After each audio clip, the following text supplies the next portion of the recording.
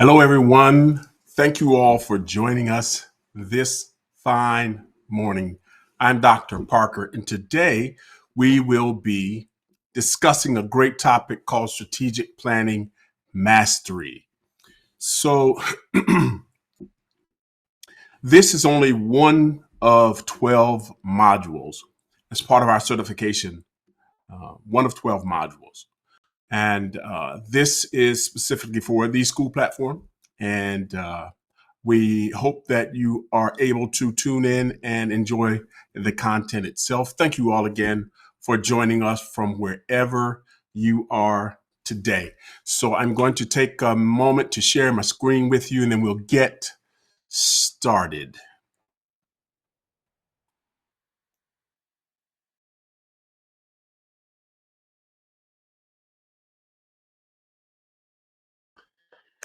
All right. It is my hope that you're able to see the screen. As you see on the screen there, the first slide is Strategic Planning Mastery, Module 1, Foundations of Strategic Planning. Very important topic, especially in today's ever-changing environment within organizations, right? So let's get started.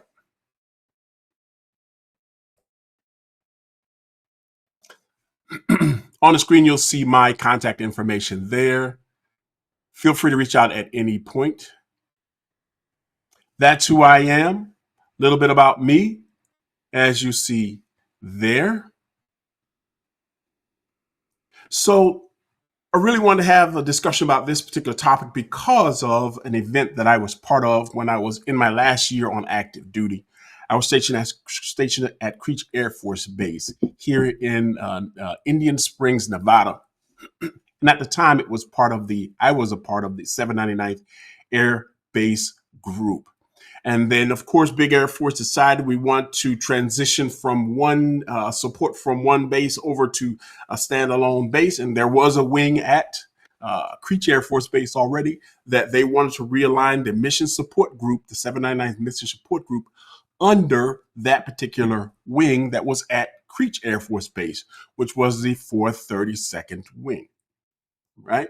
So before that, and or as part of all of the key players involved in that process, it was the 799th Air Base Wing, 799th Air Base Group, and then the 432nd Wing. Again, just a really quick breakdown here on the left about the various entities, the levels, and where the organizations fit within the would be the new 432nd Wing, 432nd Expeditionary Wing, Mission Support Group, as you see on the screen there. And I fell under the support squadron there, and it was called the Air Base Squadron.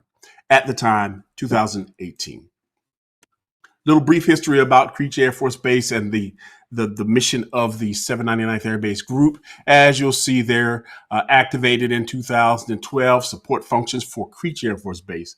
This was the mission of the base support and training of the units at Creech Air Force Base, and it was deactivated, right, in 2009. It was 1 year after I'd retired. But the strategic planning process has started about 2 years prior to the actual inactivation. We'll make reference to it throughout today's seminar. Strategic level planning initiatives that had to take place or be considered while we were at Creech Air Force Base were things like the mission transfer, resource allocations and planning, personnel reassignment strategy, security services, stakeholder communication, coordination. Those were the big ticket items that we had to focus our attentions on, and a couple more of the to-do list things you'll see listed there, and we'll refer back to those along the way. This is the course description for the Strategic Planning Mastery Certification course. The information that you see here, and as well as the course objectives and the course outcomes, right? And then ways you can leverage the particular course can be found in the school platform. There's a student manual there, as well as these slides will be available to you for you to download and review for yourself after today's session, right? These are going to be the 4 areas we're going to be covering today under the foundations of strategic planning mastery, understanding strategic management, the role, vision, mission statements, analyzing external environments, and the internal resource assessment necessary. So when we're talking about understanding the strategic planning, this is the disciplined process of setting directions, making choices, allocating resources, and executing those actions to achieve the long-term organizational goals while adapting to the internal and the external conditions.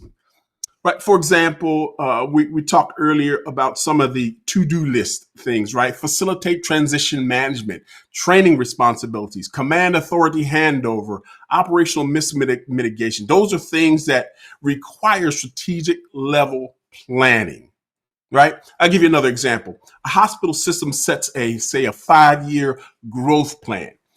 They invest in telehealth.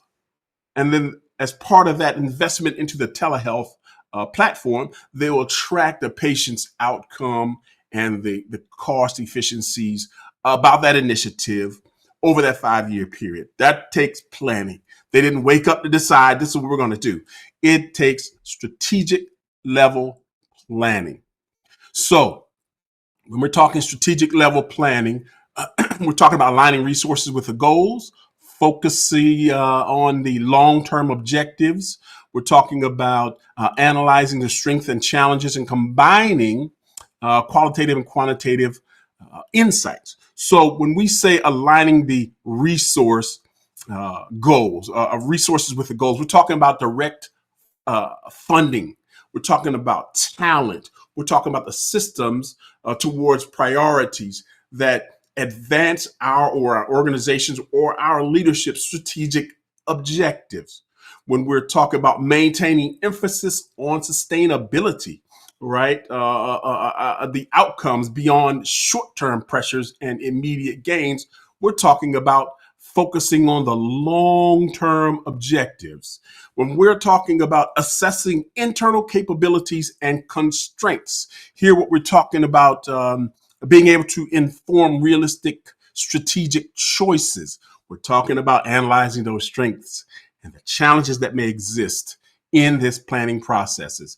And when we're talking about combining qualitative and quantitative insights, we really talk about integrating the data analytics with sound leadership judgment, sound experience, and stakeholder perspectives for a more balanced decision-making process as we're trying to achieve our strategic planning initiatives. Refining and adapting strategies simply means reviewing a current plan, identifying what is not working or no longer fits our organizational situation.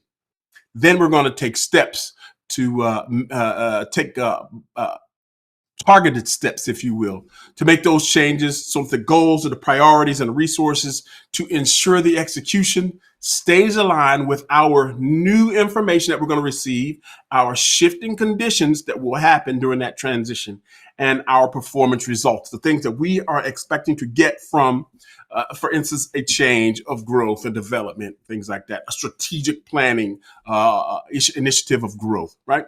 So when we're talking about assessing strategies with change, we're talking about reviewing and adjusting the plans when the conditions dictate. When they shift to maintain alignment, we want to be able for our the objectives to remain relevant and our performance to remain high. So one of the things with regard to reassessing strategies with the changes is ways to reassess the strategies is to monitor those trends, right? And the triggers, right? Reviewing your key performance indicators and any variances that may occur, right? Quickly gathering stakeholder feedback along the way, adjusting priorities, things like that for your resources as well. Those are ways that you can reassess strategy with that change. Now, when we're talking about developing those capabilities and the safeguards to really sustain the operation that we currently have, and to recover during any shocks to that system along the way. We're talking about that we as leadership, as an organization, are going to build in resiliency to the disruptions, things like that. We're talking about driving accountability through our leadership practices, right?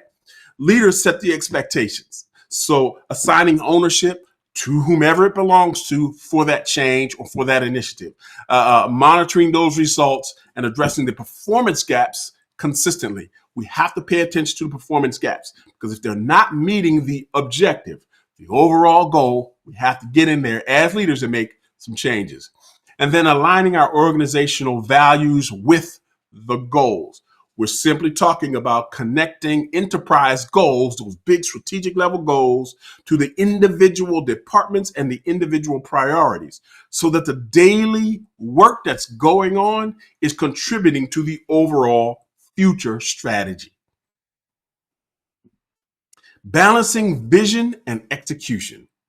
Vision and execution, what we think it looks like and how we're going to get there. That basically means keeping that long-term direction clear while ensuring the day-to-day priorities, resources, and actions deliver measurable progress. We have to ensure that because so that the organization avoids chasing ideas without results or producing results that don't necessarily contribute to the strategic purpose, the vision, the mission, or the goal. So maintaining long-term focus, using tactical plans for milestones, engaging stakeholders for alignment, strengthening the execution with collaboration. All those things have to come into play when we're talking about balancing vision and execution. But what are we talking about when we're talking about maintaining long-term focus? We are talking about keeping the priorities anchored to long-term or the long-range outcomes, despite any short-term pressures or shifting conditions that may come up. We have to make sure that our priorities are anchored first. They have to be clear and direct and measured, right?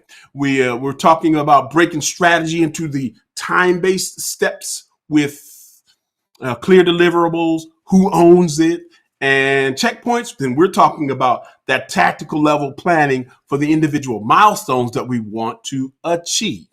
When we're talking about engaging our stakeholders for alignment, this involves those key groups to ensure understanding, support, and coordination. Remember that long list of all the agencies that we had on the left side of one of the very beginning screens about Creech and Nellis Air Force Base and higher headquarters and all that? That's what we're talking about. These are our stakeholders, and we have to ensure alignment with our stakeholders in strategic planning. And then we're talking about strengthening execution with collaboration. We know that coordination across the team to remove barriers, share resources, and deliver results consistently. We have to have a balanced vision and execution strategy. The role of technology and sustainability. That simply means how the organization uses digital tools, data, and innovation to improve their performance while also meeting the environmental, societal responsibilities, reducing risk, and then supporting the long-term viability through really efficient operations processes using relevant and resilient systems, as well as being responsible for the resource use. That's really what the role of technology and sustainability is, right? In order to achieve that, we have to leverage real-time ways, data tools. We have to enhance precision in our decision-making. We have to align strategies with societal values and prioritize ethics and long-term reputation. Let's talk about what leveraging real-time data tools mean. We're going to apply live analytics and dashboards to support timely awareness, coordination, and any operational responsiveness that's necessary to achieve our goals. When we're talking about enhancing precision in our decision making, ways to do that, Define the clear decision criteria. Do that early and as often as possible, right? Use validated data sources. Apply a structured decision framework. Those are ways to enhance precision in decision making. Aligning strategies with societal values. It ensures plans reflect societies or the societal or the social expectations. It builds that public trust and responsible organizational conduct across the board. Remember, I mentioned that Creech Air Force Base was in Indian Springs, Nevada. That's a community. Those are a community of stakeholders in that community. And we want to ensure responsible organizational conduct in our strategic planning processes. And then when we're talking about making choices that protect credibility, legitimacy, and sustain stakeholder confidence, over time, what we're talking about is prioritizing our ethics and long-term reputation. Excuse me. Here's a scenario available for you where feel free to pause the video at any point to read the scenario and answer the questions, the question that you see there at the group question. So there's a couple things I'd like for you to keep in mind when you're going through the scenario itself. Clarify the problem and the priorities, right? Use external and internal analysis and aligning stakeholders and with your execution. So keep those things in mind as you review the scenario and answer the question. Same here. Feel free to pause the video at any point to read the questions here. Take a few minutes to answer the questions on your own. The role of vision and mission. Vision and mission. When we're talking about the role of the vision and mission statements, we have to understand that it's the set of direction and the purpose for the organization. So a vision statement describes the desired future state for the organization it aims to reach. Maintaining or while a mission statement explains why the organization exists, who it serves, and what the actual organization does. Right? So together, when we're talking about the vision and the mission statements, they guide the strategy, they guide the decision making, they guide the strategies and the priorities, they guide the culture of the organizations, and they describe the performance expectations of the organization. Vision sets future goals. Mission defines the core purpose, as you heard me mention before.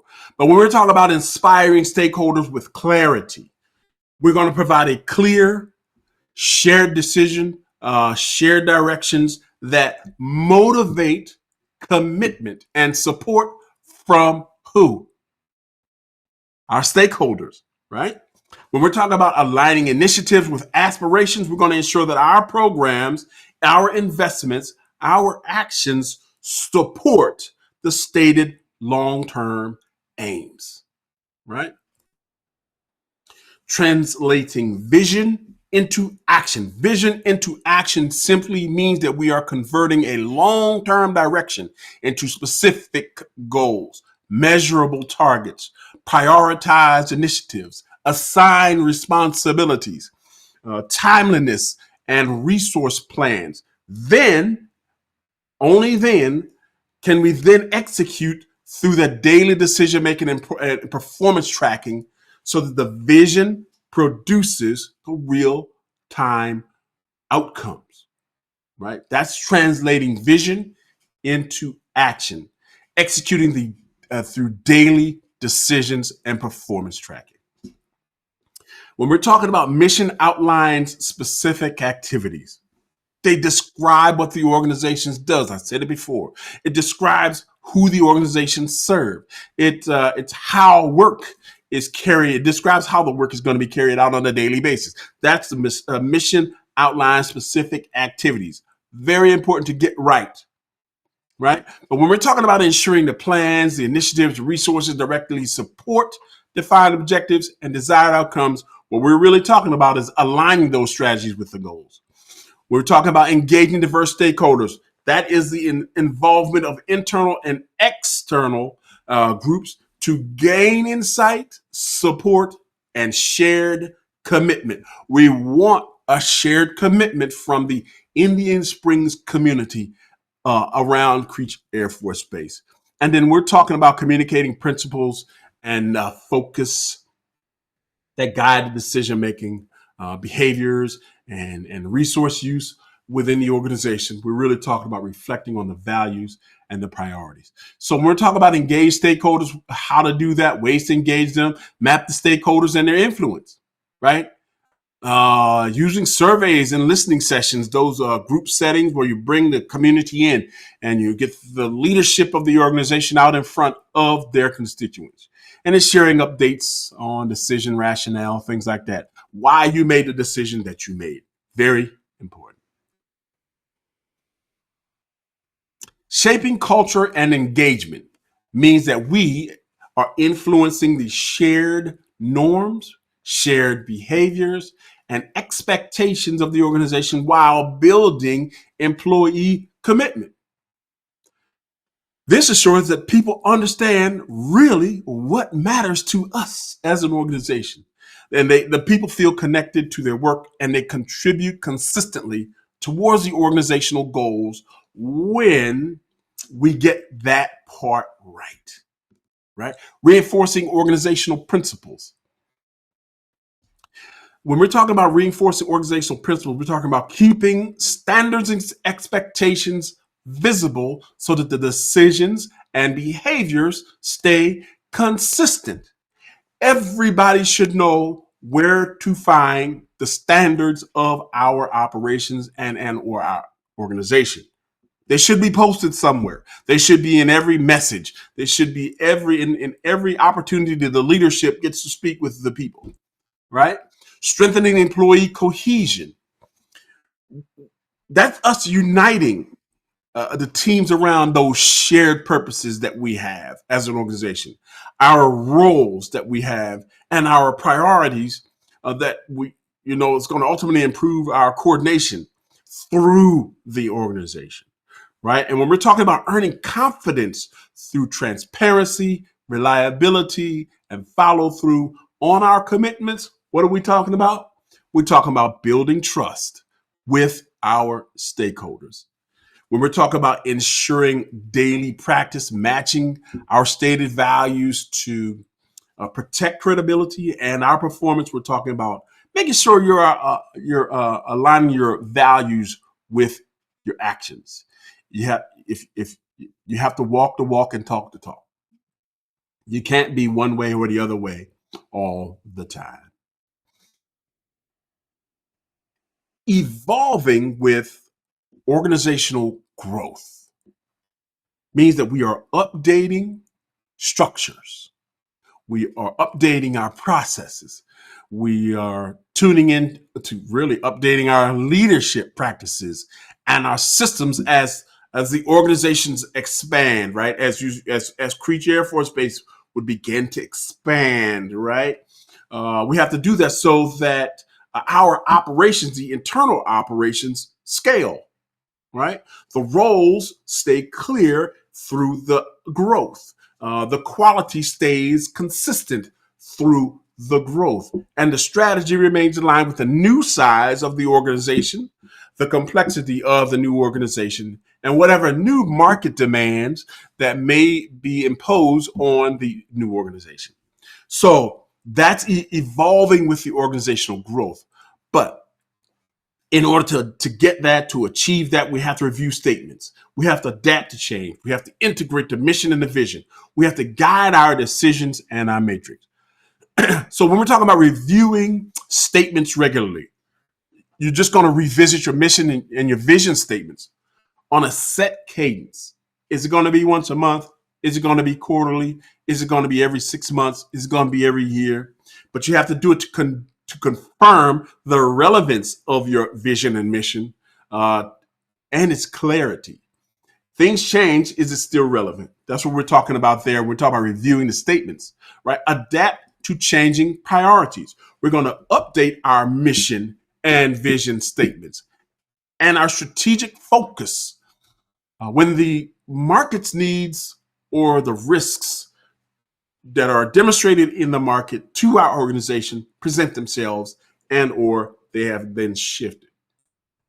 We have to adapt to those changing priorities, right? Integrating of the mission and the vision into all operations. Some ways to do that: embed into the policies or the standard operating procedures, link to the key performance indicators, and then the reviews, the monthly, quarterly reviews, right? Or to reinforce those things through training programs. And then we're going to use those statements to set evaluation criteria, select the right KPIs or key performance indicators, and assess the trade-offs that's going to happen with the change. And when we're doing that, that's going to guide our decisions and our matrix. Again, here's a scenario here called realigning vision and mission in a sustainably driven market shift. Feel free to pause the video at this point to read the scenario and answer the question. Couple things to keep in mind. Set a structured review cadence. Very important to do. Test the alignment with the culture and the strategy of the organization. And communicate and reinforce consistently. All right, keep those things in mind as you look at this scenario. Also, feel free to pause the video at any point to read and answer the questions you see on the screen there about this section specifically.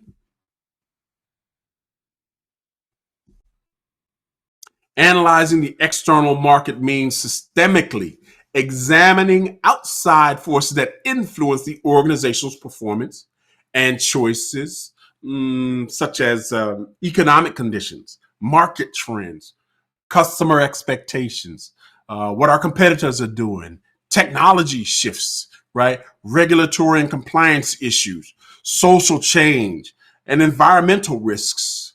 And we have to do that so that our leaders can anticipate the threats that's going to come up now as we are planning in our strategic planning for instance, growth and development, right? We got to identify our opportunities and adjust the organization's strategy proactively. Give you an example. A retailer tracks the inflation and consumer spending trends, right? They're tracking inflation and consumer spending trends. Why are they doing that? Well, they're doing that so that they can adjust their pricing and the inventories and any promotions that they want to use all throughout the year. That's right. So just an example of how you analyze the market, the external environment, and you make those organizational changes along the way. So assess the macroeconomic trends, identify opportunities and risks, evaluate economic indicators, and tailoring strategies effectively. What does that mean? When we're talking about assessing the microeconomic trends, we're talking about an examination of things like inflation, interest rates, employment, growth patterns, those things shaping our operational conditions. When we're talking about detecting external forces that support our expansion efforts or things that may threaten our performance towards our expansion efforts and our stability, we have to be able to identify them so we can address them, right? We're talking about evaluating economic indicators. Those economic indicators will be realized by analyzing data such as things like the gross domestic product, consumer confidence, and currency, for instance, the currency movements from strategic insights, right? So what are the industries doing with money along the way? That's us evaluating economic indicators. When we're talking about tailoring strategies effectively, is when we've evaluated economic indicators and we've identified opportunities and risks, and we've assessed the macro trends, we make adjustments to our plans, right? We make adjustments to our investments. We make adjustments to our priorities in order to fit the current and or projected economic realities. industry and competitive analysis. This means that we're studying, keyword, studying the market environment and key competitors, both the market and the key competitors, to understand the trends the customer needs, the competitive positioning, risks, and opportunities. And we do that so that we as leaders or us as an organization can make informed strategic choices about where we should be competing or how to differentiate our product or our service and what capabilities we're going to need to continue our growth and to continue our expansion or our build out. That's industry and competitive analysis, right? Study sector dynamics, track regulatory changes, benchmark against our competitors, and strengthen competitive advantages. Excuse me. When we're talking about studying the sector dynamics, some of the ways to do that is to track the industry reports regularly. You can look at the 10K report. A lot of information in there. Monitoring competitor moves. Number 4 here, review supplier power changes, right? Power changes. When the CEO changes out of a major organization, you may want to pay attention. There's something going on there, right? Following prices and margin trends, things like that. Those are things to help study the sector dynamics, right? When we're talking about monitoring law, standards, and enforcement trends that affect things like compliance and our cost structures and our strategic options, we're really talking about tracking the regulatory changes. But when we're talking about comparing products and prices and results to identify gaps in improvements and targets, we're talking about benchmarking against our competitors because we see what they're doing, we see what works for them. And then we're either going to model it or we're going to go in a different direction, right? But that's a benchmarking against our competitors. And when we're talking about investing in differentiators and execution strengths that improve our positioning and defend our market share, what we're really talking about is strengthening our competitive advantage, the competitive advantage of the organization as a whole. Leveraging analytical tools means that we're going to use a really structured method and data-driven technology to assess conditions and compare our options and support decisions. And the reason we do that is so that we as a leadership, as we as an organization can reduce any guesswork that might be out there as it relates to our strategic planning, like what's on the other side of the wall, things like that. It's going to reduce some of that guesswork. It allows us to be able to test assumptions about what the future looks like. And it also allows us to prioritize our actions based on the evidence and the measurable insight that come from leveraging analytical tools. So here is say apply PESTLE framework, monitor customer behaviors, use data-driven methods, inform strategic decisions. When we talk about applying the PESTLE, as you see the PESTLE here, and what the PESTEL stands for, and then the individual aspects. Economic, we're talking about growth, inflation, interest rates, employee, right? We're talking about all those things. Social, aging, critical. Lifestyle, critical. So this is a framework. The framework is only one of many. Right? Some of the other ones you may be more familiar with are things like the SWOT analysis, Porter's 5 factors, balanced scorecard framework, Blue Ocean strategy framework. All of those things can be utilized as part of your strategic planning. You may utilize one or more in your strategic planning processes to achieve the goals you want. So when we're talking about monitoring customer behaviors, we're really talking about tracking the demand patterns for our product and or services, the preferences of the customer, and things like how satisfied they were. So we're tracking satisfaction signals so we can anticipate any shifts. And if we have to, improve the fit of our product to our customer. That'll come from monitoring customer behaviors. When we're talking about using data-driven methods, yeah, this is one, right? We're really going to rely on validated data sources, validated analytics, and the really structured research into our future, if you will, to really reduce any uncertainty, or at least prepare us for any uncertainty that may come up along the way. Keep in mind, keep in mind when we're talking about types of data-driven methods. Very important to understand. Sure, you can use the PESTLE, you can use the SWOT, you can use the Blue Ocean strategy, things like that.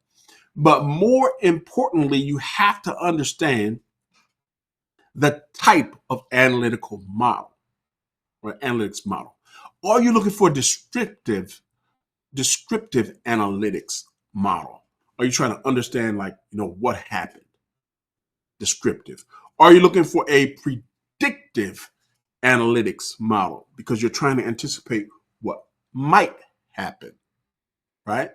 Are you looking for a prescriptive analytics model where you're trying to determine what actions to take for optimal outcome, right? Or you might be looking for more of a diagnostic analysis or diagnostic analytics tool that will explain the why behind what might have happened, right? So keep in mind there are different data-driven methods that you can utilize and inform strategic decisions.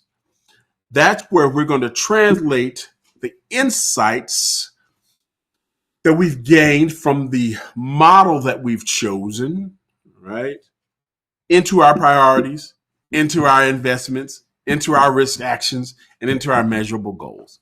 That's going to come from being informed by those tools, and we're going to be able to do those things into our strategic making practices. Addressing the broader impacts, meaning we're considering how decisions affect the stakeholders and the wider environment beyond the immediate business results, right? The including employees, including customers, including the local communities, including regulators, including the ecological systems. These things, so that the strategies account for things like reputation, compliance, equity, risk, and the overall long-term social and environmental consequences.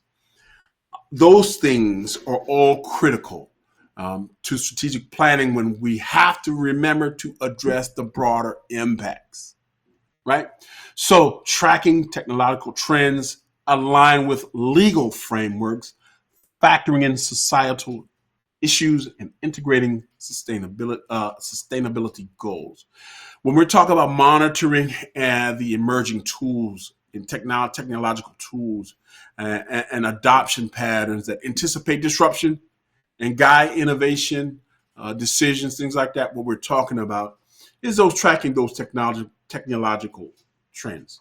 When we're talking about ensuring strategies meet the regulatory requirements and the resources exposure to compliance and litigation, things like that, the legal aspects of risk, we're talking about aligning with the legal frameworks, right? When we're talking about considering the public expectations, equity impacts, and the community concerns that affect legitimacy of our company and the demand for our product, we're talking about factors and societal issues. Ways to factor those things in: you can monitor community trends, right? You can assess equity and access. You can evaluate the reputational impact risks. Those things you'll take into the things that you can do to address those factors, right? And then integrating sustainability goals. We have embedded environmental and social targets into our strategy, into our operations, and into our performance measures for long-term viability of what we're trying to achieve, and our organization as a whole, right? Here is a responding to regulatory and technological disruptions in bit biotech.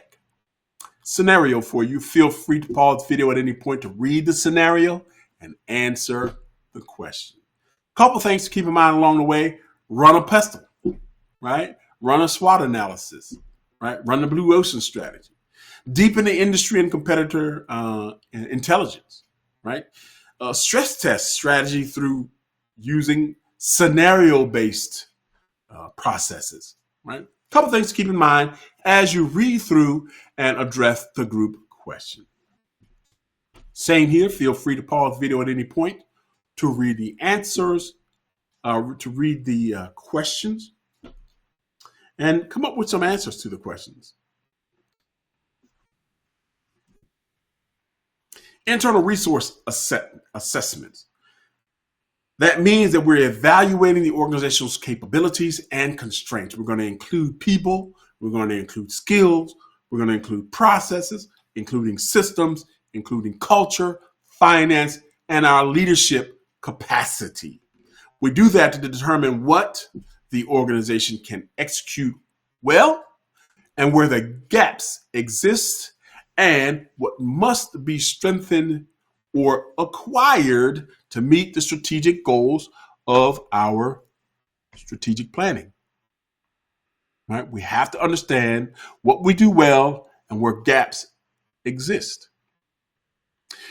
Analyzing workforce skills, assessing leadership effectiveness, identifying development needs, and aligning talent with the goals are all part of the internal resource assessment. So let's talk about analyzing the workforce skills. We're going to review current competencies, the role requirements, and the capacity gaps that's going to affect the performance now and our execution into the future to where we're trying to get to.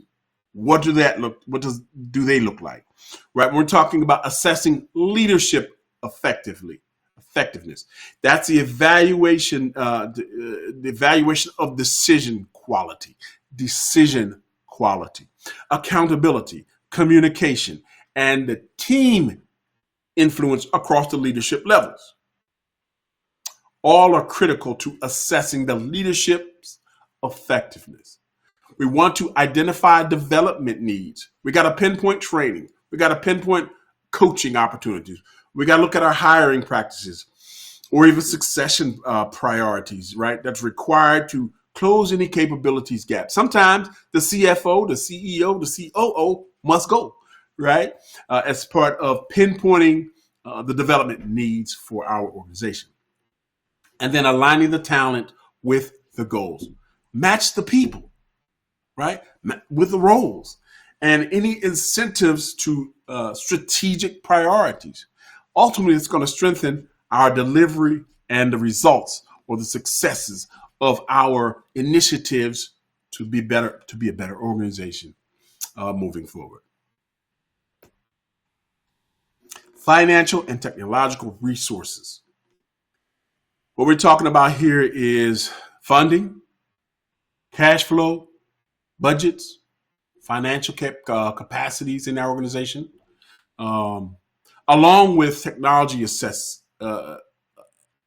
that are needed to operate, to compete, such as systems, software, data, equipment, infrastructure, technical expertise, what they got in the mind.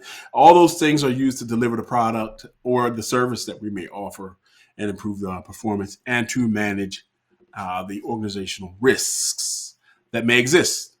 Those are part of the financial and technological resource assessment, right? So we have to review our financial health. We have to examine our cost structures, assess our technological readiness, and identify areas where modernization may be needed. So we're talking about evaluating cash flows, margins, liquidity, capital capacity to support our strategic commitments, those things that we really want to get after down the road. We're talking about we got to make sure our financial health of our organization is sound. right? And we're talking about examining cost structures. Cost structures. Remember, I mentioned Creech Air Force Base, the redesignation to go from the 799th to the 432nd Mission Support Group. That required us to examine cost structures of the workforce, personnel salaries and benefits, training and development, those skills and readiness costs, the base infrastructure upkeep, those things, right? Equipment and technology support, security and protection, all those things had to be examined from a cost structure perspective. These are some of the cost structures had to be examined along the way. Assessing the technological readiness.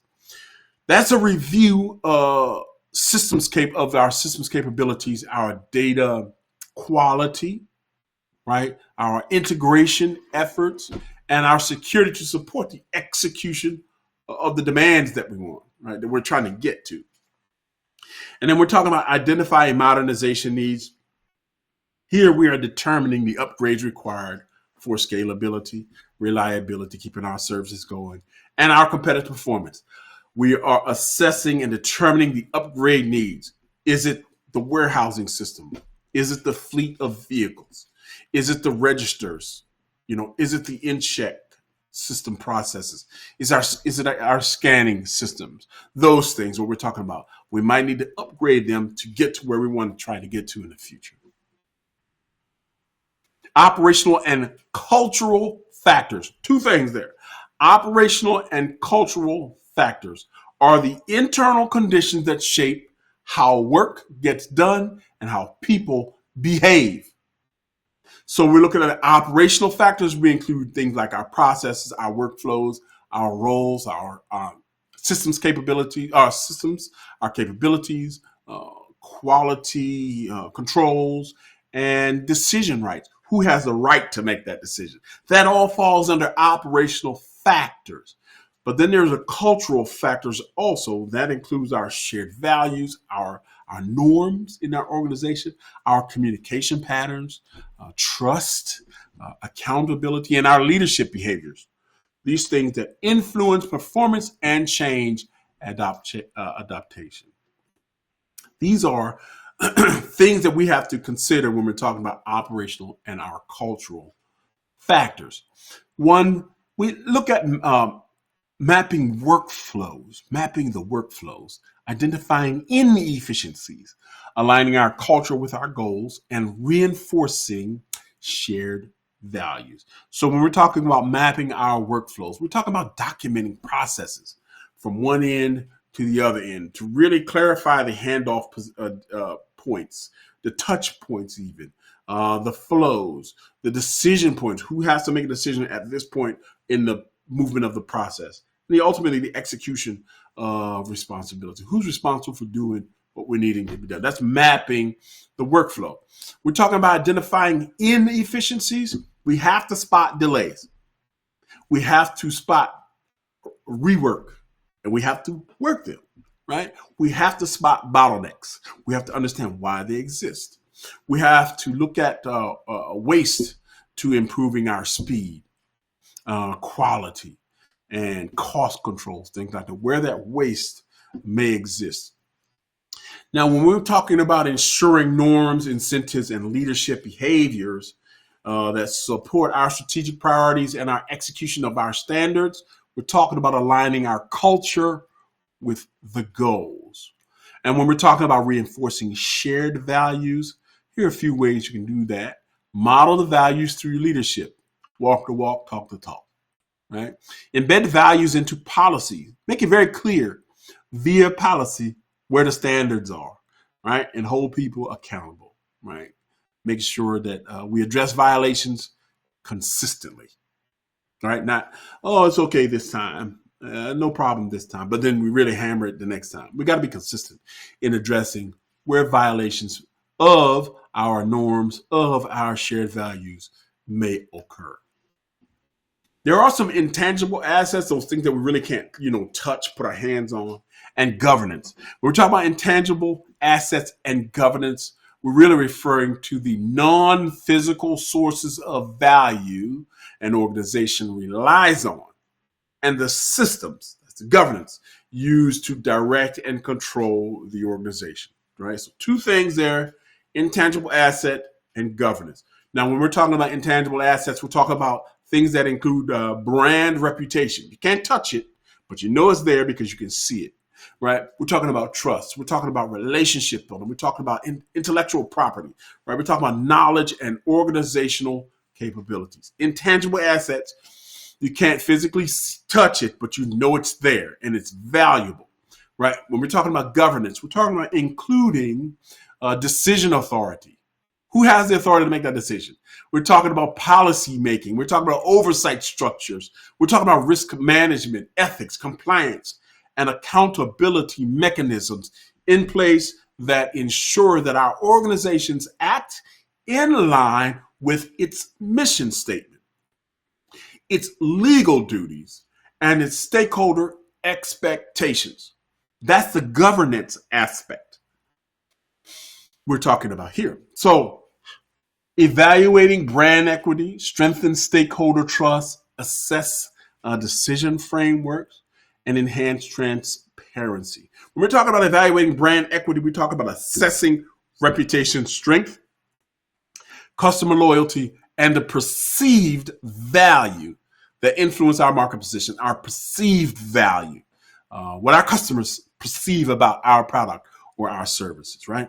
When we're talking about building confidence through reliable performance, clear commitments, and consistent follow through and follow up, we're talking about strengthening our stakeholder trust.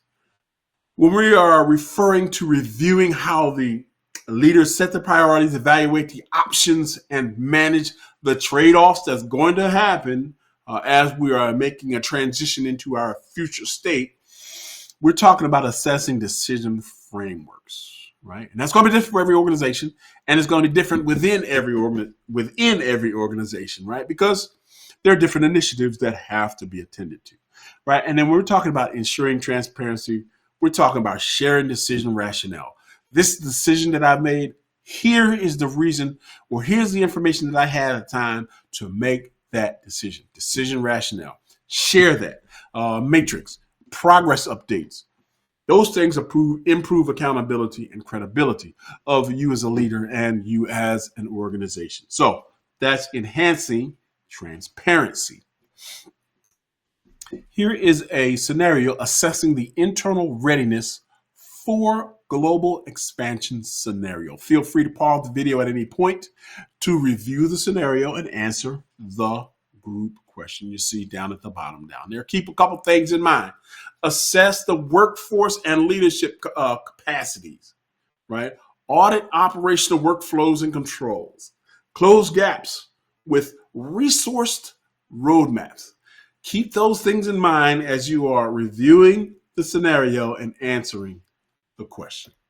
Same here. Feel free to pause the video at any point to read and answer the questions that you have on your screen. These are the 4 areas we covered today under the foundations of strategic planning. We looked at understanding strategic management. We looked at the role of vision and mission statements. We looked at analyzing the external environment, and we looked at the internal resource assessments that are necessary. In your workbook that can be found in the school platform under the Strategic Planning Mastery course, you'll find figures and a worksheet for you to, review. Feel free to share any questions that you might have of what we covered here. You can do it in the school platform, in the discussion post. This, again, is a Strategic Planning Mastery.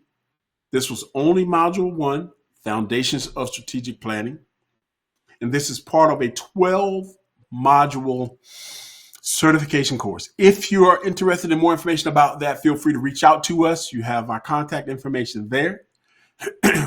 And all of our courses can be found on our homepage, as you see there as well. Feel free to reach out to us at any point. Here are a few of our platform QR codes. Feel free to click on. And the most important one here is a Google review. If you found this information importance to you or your organization, feel free to leave us a review. It was free. It was only 1 hour in length, but we covered a lot of ground, 4 different sections in this particular course module here. Again, this is who I am. I am Dr. Parker, the founder and CEO of MVP Training Solutions. And we really look forward to having you again soon in another course with us. We look forward to hearing from you as well.